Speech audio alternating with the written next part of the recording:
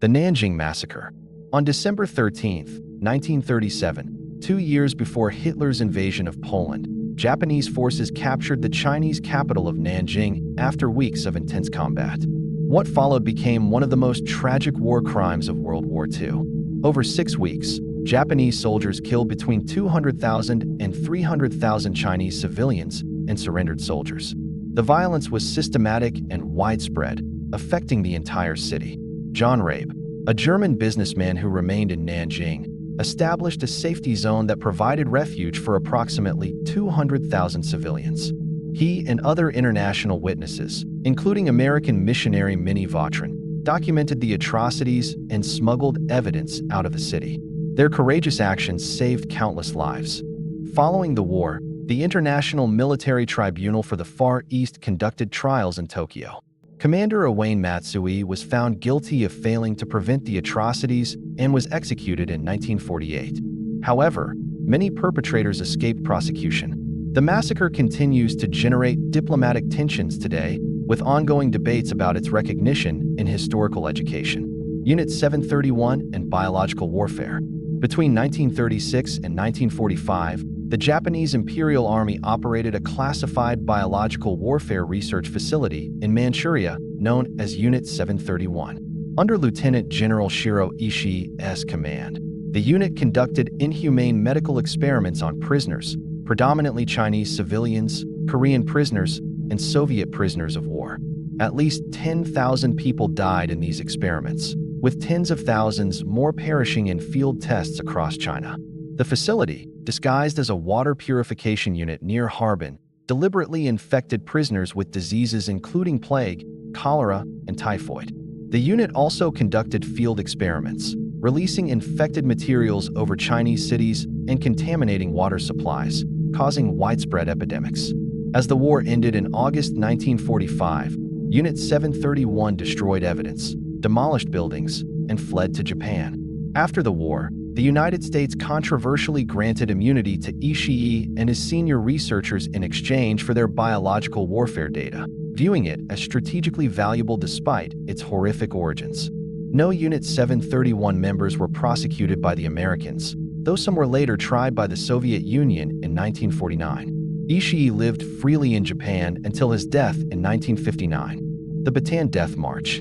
On April 9, 1942, approximately 76,000 Filipino and American soldiers surrendered to Japanese forces on the Bataan Peninsula in the Philippines, the largest surrender in American military history. The prisoners, already weakened by months of combat, disease, and malnutrition, were forced to march over 60 miles in extreme tropical heat to prison camps. The march was marked by extreme cruelty. Guards denied prisoners food and water, and those who fell behind or requested assistance faced violent consequences. Dysentery, malaria, and beriberi claimed many lives. Between 5,000 and 18,000 Filipino soldiers died, along with 500 to 650 Americans. Those who survived reached Camp O'Donnell, where overcrowding and disease killed thousands more. Approximately 1,500 Americans and 26,000 Filipinos within weeks. After the war, General Masaru Homma, who commanded Japanese forces in the Philippines, was convicted of war crimes for failing to control his troops. He was executed in 1946, along with other officers involved in the march. The Katyn Massacre. In spring 1940, following Stalin's orders, the Soviet Union secretly executed approximately 22,000 Polish prisoners, military officers, intellectuals, educators, and civic leaders. The largest group, around 4,400 officers, were killed in the Katyn forest near Smolensk. The objective was to eliminate Poland's leadership class. The Soviet government denied involvement for 50 years, instead blaming Nazi Germany. When German forces discovered the mass graves in 1943, the Soviets dismissed it as propaganda. Poland, under Soviet control after the war, could not publicly discuss Katyn without facing persecution. It wasn't until 1990, during Mikhail Gorbachev's glasnost period, that the Soviet Union officially acknowledged responsibility, releasing documents showing Stalin's signature on the execution orders. In 2010, Russia issued a statement expressing regret, though it declined to classify the massacre as genocide. Families continue seeking full recognition and justice. The Manila Massacre. In February 1945, as American forces approached Manila to liberate the city, Japanese troops trapped inside initiated a month-long campaign that resulted in approximately 100,000 Filipino civilian deaths, one of the worst urban atrocities of World War II. Admiral Sanji Iwabuchi ordered his naval troops to defend Manila to the death, contrary to General Yamashita's withdrawal orders. Japanese soldiers systematically moved through neighborhoods, targeting civilians and destroying buildings. Medical facilities, churches, and civilian shelters became sites of mass violence. By March 3, 1945, when American forces secured the city, Manila lay in ruins. General Yamashita was later tried by an American military commission and, despite having ordered a retreat, was held responsible for failing to control his subordinate. His conviction and execution in 1946 sparked controversy about command responsibility. Oradour sur Glane. On June 10, 1944, for days after D-Day, the 2nd SS Panzer Division surrounded the peaceful French village of Oradour sur Glane. Frustrated by resistance attacks, they decided to make an example of the village. SS troops gathered all 642 residents, separated men from women and children, and systematically killed them. Only 6 people survived. The village was then completely destroyed by fire. When French authorities arrived, they found only ruins and remains. By order of Charles de Gaulle, the ruins were preserved as a memorial, a powerful reminder of civilian suffering during war. After the war, 21 men were tried in 1953, including both German SS members and French conscripts from Alsace. The trial divided France, as punishing the forced conscripts was controversial. Most received lenient sentences. Babi Yar.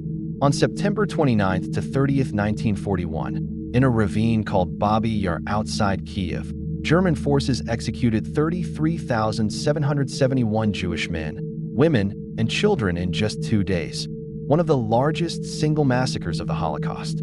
German officials had posted notices claiming Jews would be resettled, but instead they were brought to the ravine and killed. The killings continued for years. By 1943, when the Nazis retreated, between 100,000 and 150,000 people had been murdered there, including Jews, Roma people, Soviet prisoners, and others. Before fleeing, the Germans attempted to destroy evidence by forcing prisoners to exhume and burn bodies. These prisoners were then killed to prevent testimony.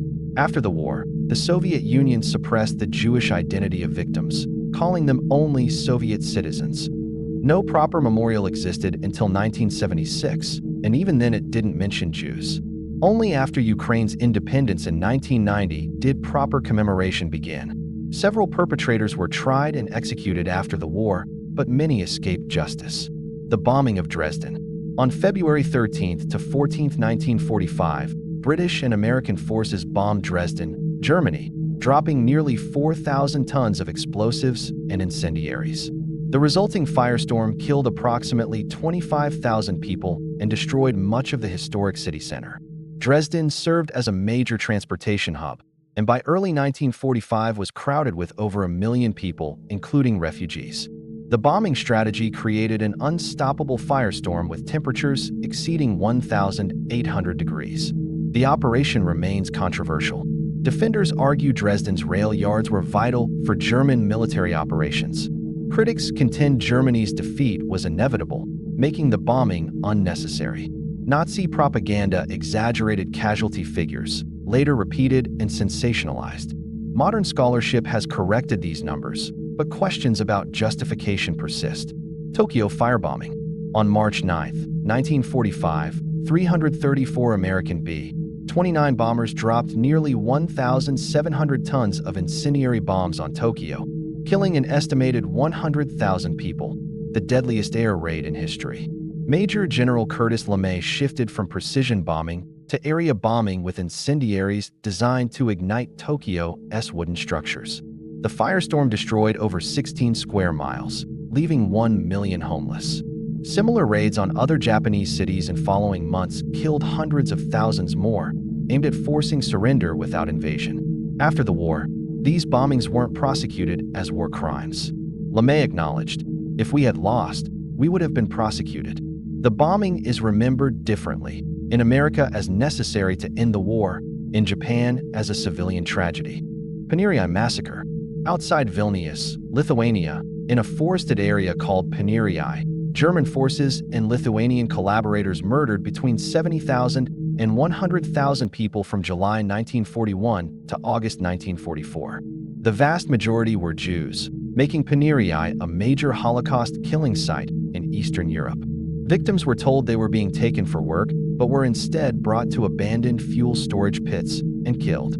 The executions occurred nearly daily for 3 years.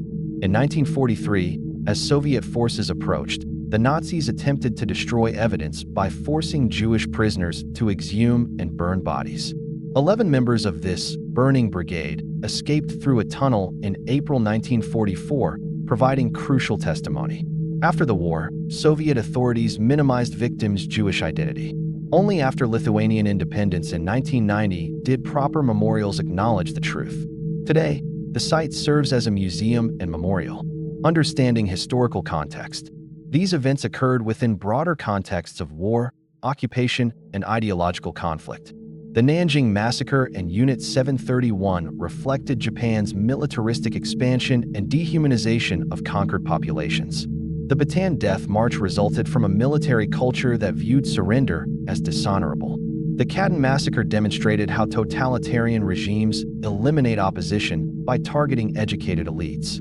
Oradour-sur-Glane illustrated brutal reprisal tactics against communities suspected of supporting resistance. The Holocaust massacres at Babi Yar and Paneriai were part of systematic genocide, organized operations designed to eliminate entire populations. Strategic bombings of Dresden and Tokyo raise complex questions about proportionality and military necessity, demonstrating how modern warfare blurs lines between military targets and civilian populations. The role of documentation and justice. Documentation proved crucial for accountability. Jean Rabe's diary from Nanjing, survivor testimonies from Bataan, and escaped prisoners from Paneriai provided undeniable evidence. The Nuremberg and Tokyo tribunals established important precedents that following orders is into defense for atrocities and that commanders bear responsibility. However, justice was incomplete. The United States granted Unit 731 immunity for strategic reasons. Cold War politics affected prosecutions. Many perpetrators were never held accountable, and some victims never received recognition. Lessons for today. These events teach critical lessons. First, dehumanization precedes violence. Recognizing and challenging dehumanizing rhetoric is crucial. Second, ordinary people can be complicit in extraordinary evil through following orders or accepting ideological justifications. Third, documentation and testimony matter for accountability and historical memory. Fourth, international law and cooperation are essential. Post-war tribunals establish that perpetrators can be held accountable. Finally, memory and education are crucial for prevention through museums, memorials, and educational programs. Moving forward, today, these sites serve as memorials and educational centers. The ruins of Oradour-sur-Glane, museums at Babi Yar and Paneriai, and memorial halls in Tokyo use these histories to advocate for peace and reconciliation.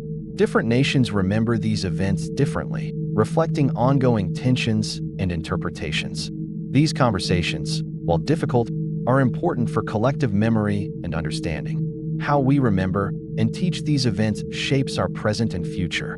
These atrocities represent humanity's capacity for terrible cruelty, but stories of those who resisted, rescued, and documented also show our capacity for courage and justice.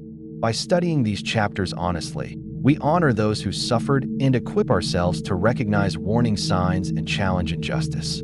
If you found this examination valuable, please subscribe for more explorations of history's lessons. Share your reflections in the comments.